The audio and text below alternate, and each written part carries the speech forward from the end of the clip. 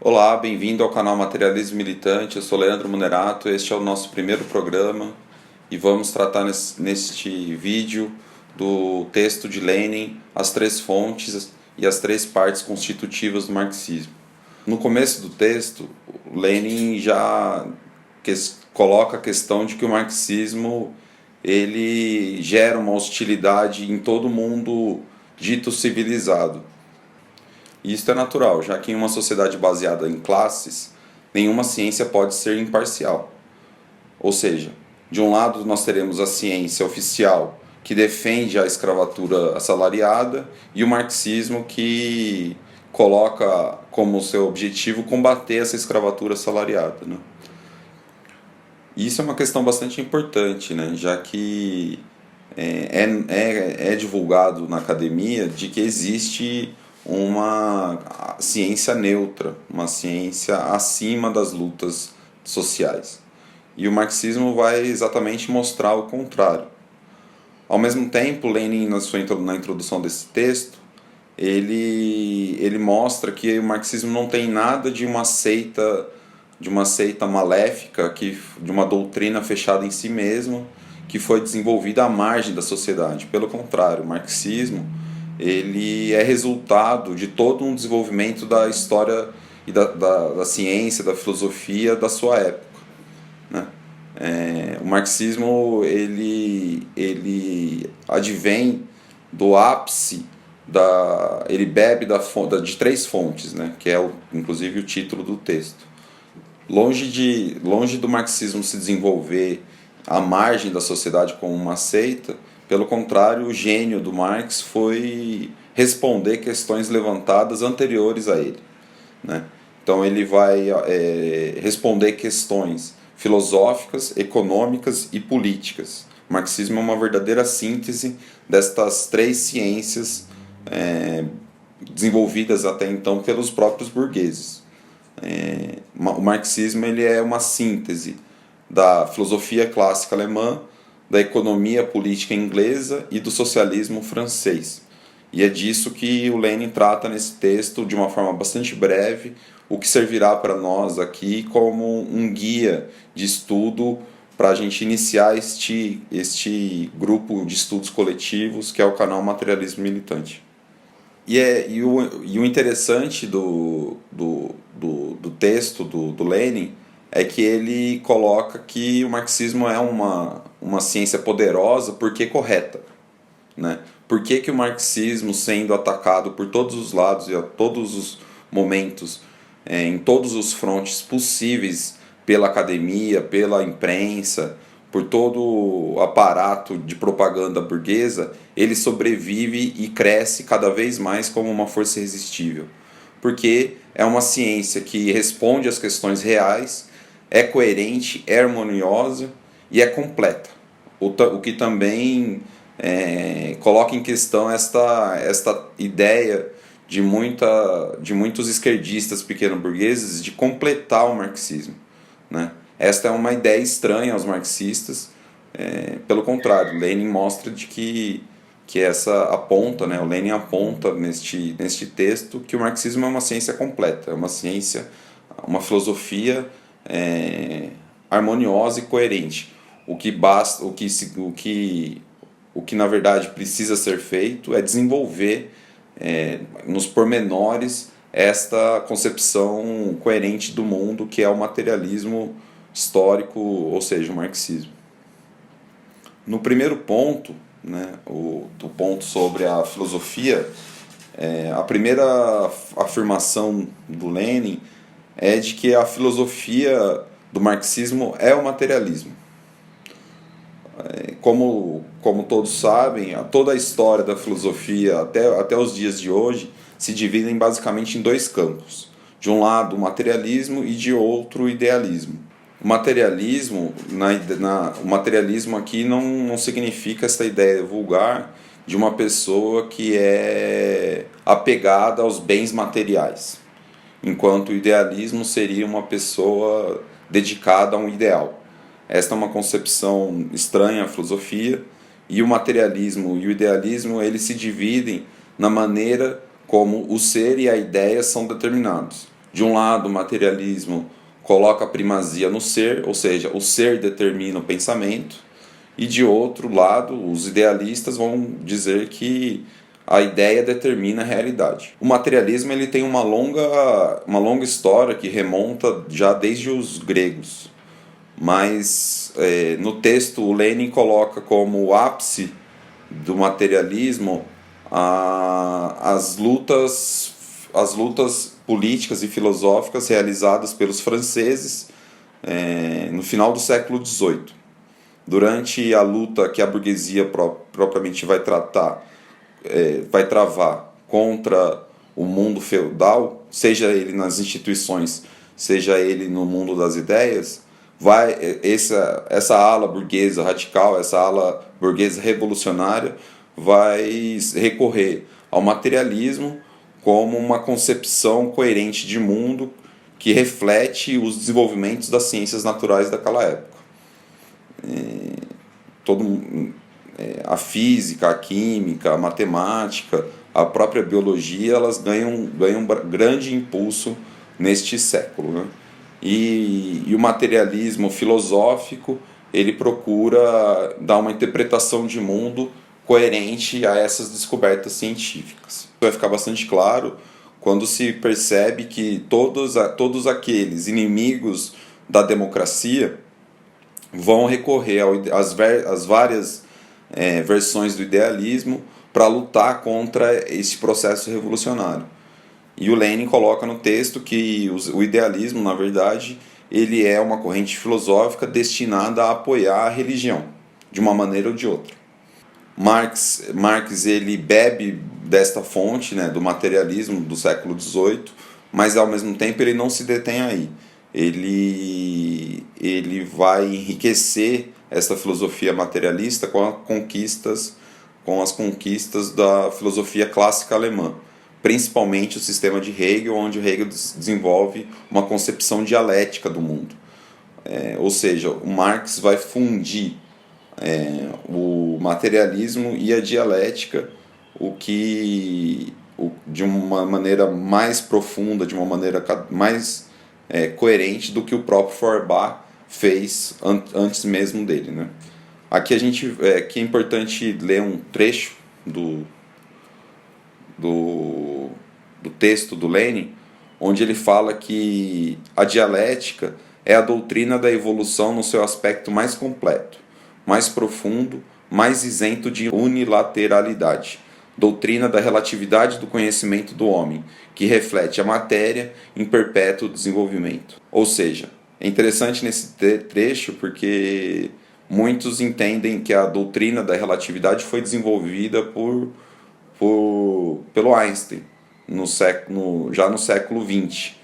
Mas o Einstein, na verdade, ele vai desenvolver a teoria da relatividade no mundo da física.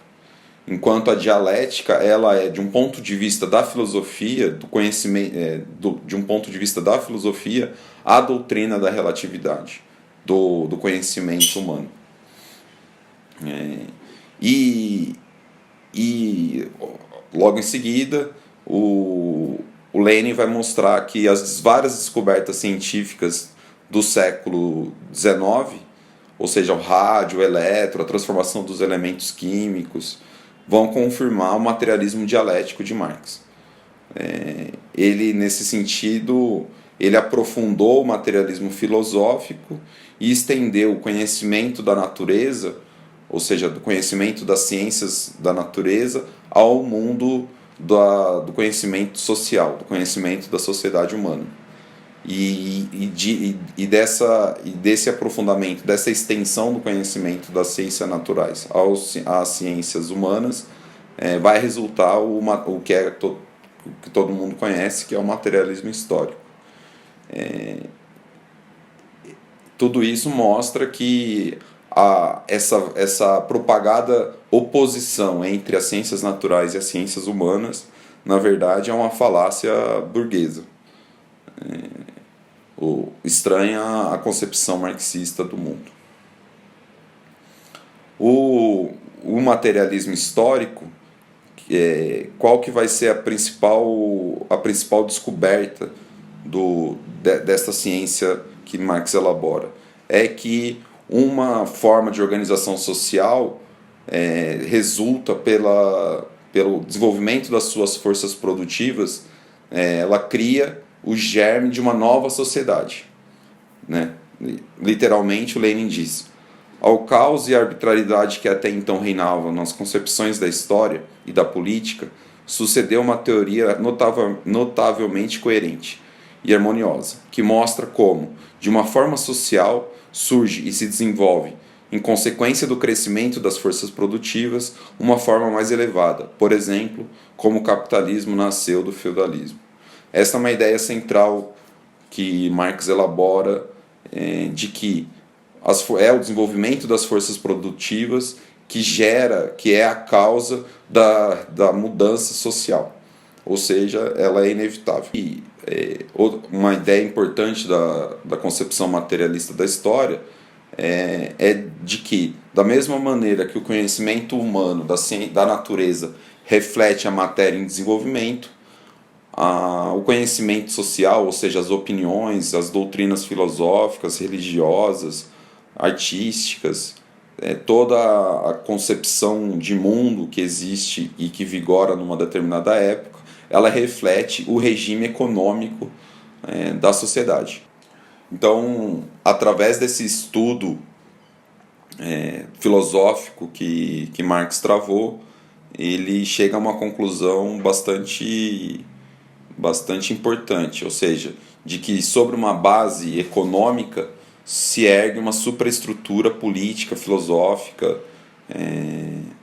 religiosa, enfim. Então, a partir desta conclusão, Marx vai tratar de estudar o regime econômico da sua época, ou seja, o capitalismo, o que vai resultar na sua maior obra, a famosíssima obra O Capital, que a cada época de crise ressurge como uma fênix e as livrarias vendem horrores desta obra magnífica do Marx, né? A própria obra econômica, o próprio estudo do Marx também vai ser uma continuação das concepções econômicas desenvolvidas até então. Ele estuda toda a economia burguesa da sua época e desenvolve a teoria valor-trabalho, criada primeiramente pelos principais representantes da economia política burguesa inglesa, Adam Smith e David Ricardo, mostrando já o acerto, né, da concepção materialista da história. É interessante notar que a ciência econômica mais desenvolvida até então, ela surgiu na Inglaterra, o país mais desenvolvido de um ponto de vista capitalista da época de Marx. Marx, então, desenvolve as teorias elaboradas por Smith e Ricardo e demonstra nos primeiros capítulos do Capital como o valor de toda a mercadoria é determinado pela força de trabalho socialmente necessária para produzir toda a mercadoria. É importante frisar que esse conceito, né, de força de trabalho socialmente necessário, que é vamos dizer assim, uma média daquilo que a sociedade necessita para produzir um determinado produto. Por exemplo, um produtor demora 1 hora para produzir um copo, enquanto outro demora 10 horas. Isso não quer dizer, isso não vai dizer que o copo vai ser vendido pelo resultado de 10 horas. Porque se a sociedade, como um conjunto, consegue produzir os copos em 1 hora, aquele que produz em 10 horas vai ter que ser obrigado a vender este mesmo copo pelo valor de 1 hora de trabalho.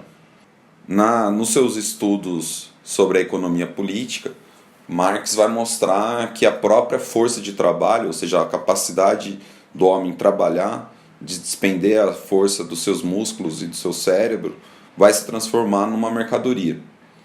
E na produção, esse operário ele despende uma parte do dia do seu trabalho para pagar os seus próprios para pagar o seu próprio sustento e da sua família, enquanto outra parte do dia ele trabalha de uma maneira gratuita para os capitalistas. E é esse trabalho gratuito que vai ser a fonte de riqueza dos capitalistas. Esse trabalho gratuito será então conhecida como a mais-valia, o que é, segundo Lenin, a pedra angular da teoria econômica de Marx.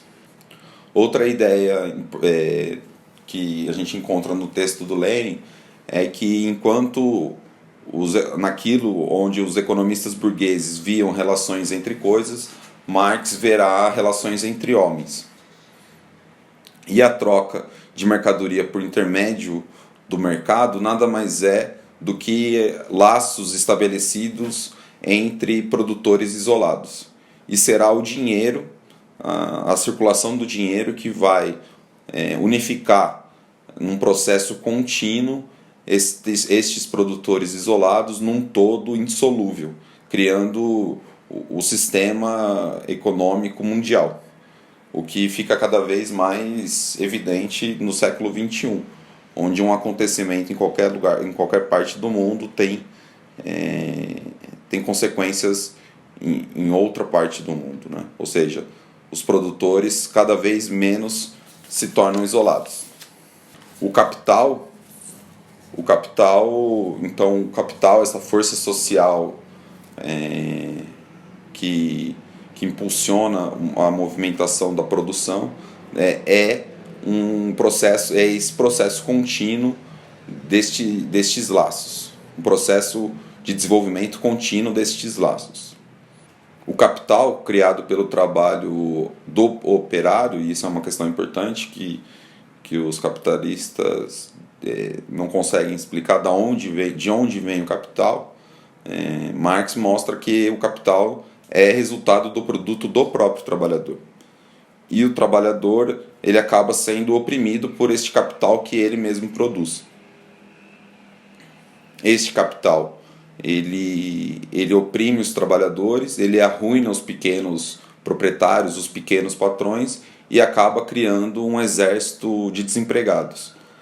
Mais uma tese marxista que é irrefutável nos dias de hoje, onde há um desemprego crônico em todos os países do mundo, inclusive no próprio país mais desenvolvido do mundo, que é os Estados Unidos. De uma maneira bastante rápida, Lenin então vai mostrar o desenvolvimento do capitalismo, né? Através da concorrência, a grande produção, tanto na indústria quanto na agricultura, arruina a pequena produção. Isso conduz a um aumento da produtividade e a produção acaba assumindo uma característica, um caráter cada vez mais social, o que fica evidente no fato de que centenas de milhões de trabalhadores acabam trabalhando para um organismo econômico coordenado, o que hoje, no século XXI, fica muito claro através dos grandes monopólios que empregam milhões de trabalhadores pelo mundo todo. Vide, por exemplo, o próprio Uber, né? No século XXI a gente está vendo florescimento, inclusive, de greves mundiais. Ou seja, o capital que subordina os trabalhadores, ao mesmo tempo ele reúne e cria um poder mundial dos trabalhadores. É o capital que unifica o trabalho. Contudo, entretanto, dentro do capitalismo, a anarquia da produção não cessa, pelo contrário, aumenta. As crises econômicas, as corridas pelos mercados, ou seja, as guerras econômicas e, porventura, as guerras militares, que são consequências das guerras econômicas, elas acabam por colocar a existência humana em contínua insegurança permanente. ou seja, é essa insegurança permanente que vai aumentar e vai gerar cada vez mais uma oposição das grandes massas que se veem ameaçadas pelo próprio sistema capitalista contra esse sistema. Ou seja, o próprio capital engendra dentro de si a oposição que vai acabar por destruir o próprio capitalismo. E Lenin acaba o texto de uma forma bastante interessante, que ele fala, né? A vitória do capitalismo no mundo inteiro não é mais do que o prelúdio da vitória do trabalho sobre o capital. Ou seja, da mesma maneira que o feudalismo gerou o capitalismo gera o socialismo. Daí, então, chegamos à terceira e última fonte, da terceira e última parte constitutiva do marxismo, que é o socialismo. Lenin começa esta parte mostrando que o próprio processo de derrubada do feudalismo se deu em defesa, todo mundo sabe, em defesa da liberdade, igualdade e fraternidade. Assim, quando o capitalismo venceu o feudalismo, esta liberdade que o capitalismo pregava se mostrou rapidamente nada mais, nada menos do que uma nova forma de opressão contra todos os trabalhadores. E, de logo, inicia-se uma difusão de doutrinas socialistas já no início do século XIX. Essas várias doutrinas socialistas primitivas nada mais eram do que um socialismo utópico. Se restringiam a criticar a sociedade, de defender e imaginar uma sociedade perfeita, ideal, e por vezes, inclusive, buscavam de uma forma moral tentar dissuadir os ricos e exploradores da imoralidade do que era a exploração do homem sobre o homem. Mas exatamente por esse caráter utópico, ou seja, pela falta de clareza, pela falta da explicação da natureza do trabalho assalariado, da falta de resposta sobre as leis do desenvolvimento da própria sociedade, não conseguia ser uma via de guia para a luta dos trabalhadores. Outra questão que os socialistas utópicos não conseguiam responder era qual força social seria capaz de transformar a sociedade. E Marx, já demonstrando a sua concepção materialista de mundo, vai encontrar essa força social olhando o próprio mundo, a própria sociedade ao redor dele. E ele encontra essa força social, ele encontra a resposta disso no estudo e no acompanhamento das várias revoluções que se sucedem durante a queda do feudalismo e logo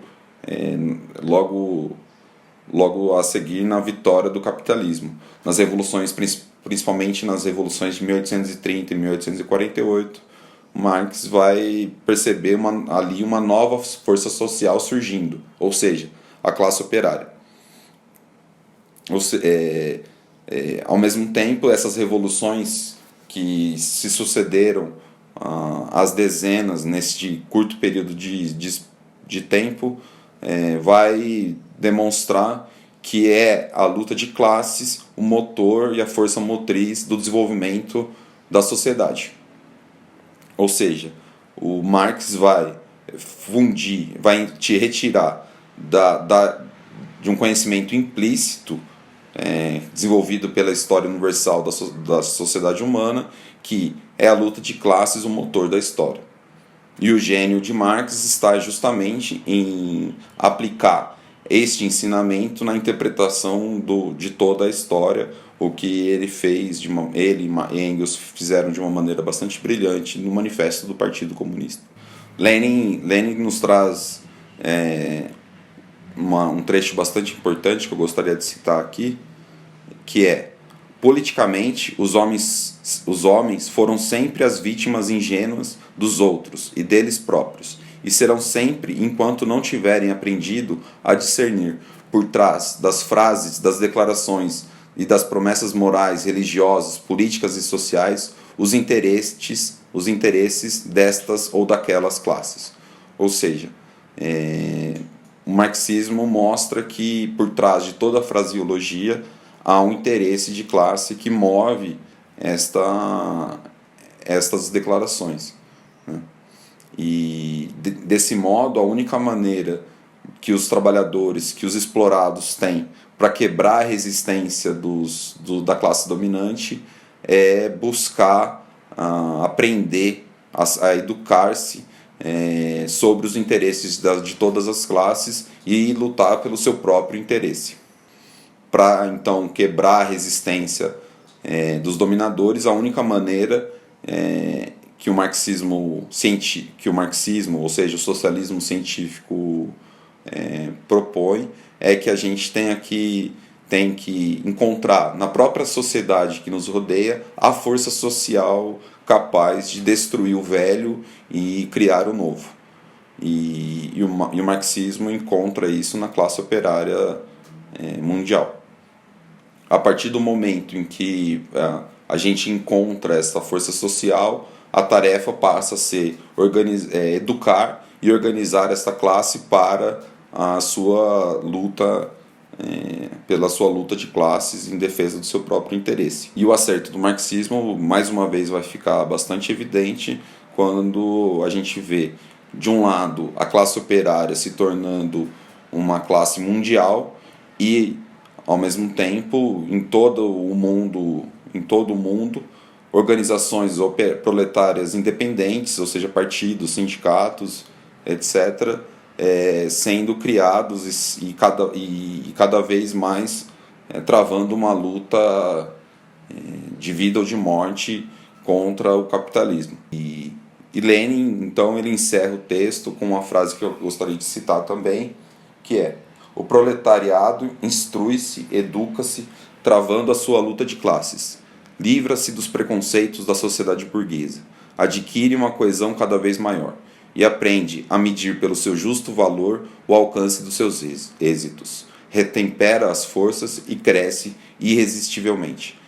Esta é uma ideia que a esquerda pequeno-burguesa, que aprende o marxismo na academia, procura o tempo todo questionar, ou seja, de que a vitória da classe operária ela é irresistível, enquanto o marxismo, em todos os seus textos, mostra o contrário, mostra que o socialismo, a vitória do socialismo é uma necessidade histórica e a vitória da classe operária é irresistível. Este texto, longe de responder responder as questões para a gente aqui, ele nos coloca um programa de estudos que a gente no canal Materialismo Militante vai procurar, junto com vocês, se aprofundar.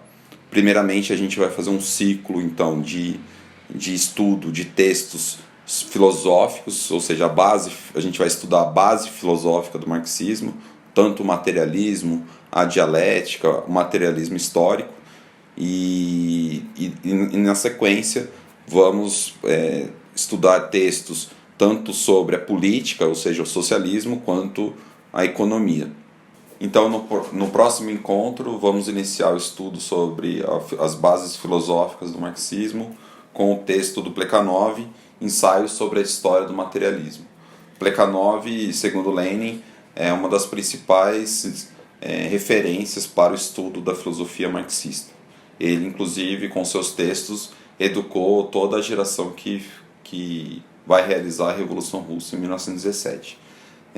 Nesse texto, o Plekhanov estuda duas referências principais do materialismo francês, que o próprio Lenin colocou no texto, as três fontes, como uma base da filosofia marxista, e na sequência o Plekhanov vai estudar o desenvolvimento da concepção materialista do próprio Marx. Então você vai encontrar aqui embaixo o link do PDF do próximo texto, com o próximo capítulo, e a gente se vê. Abraço, até lá.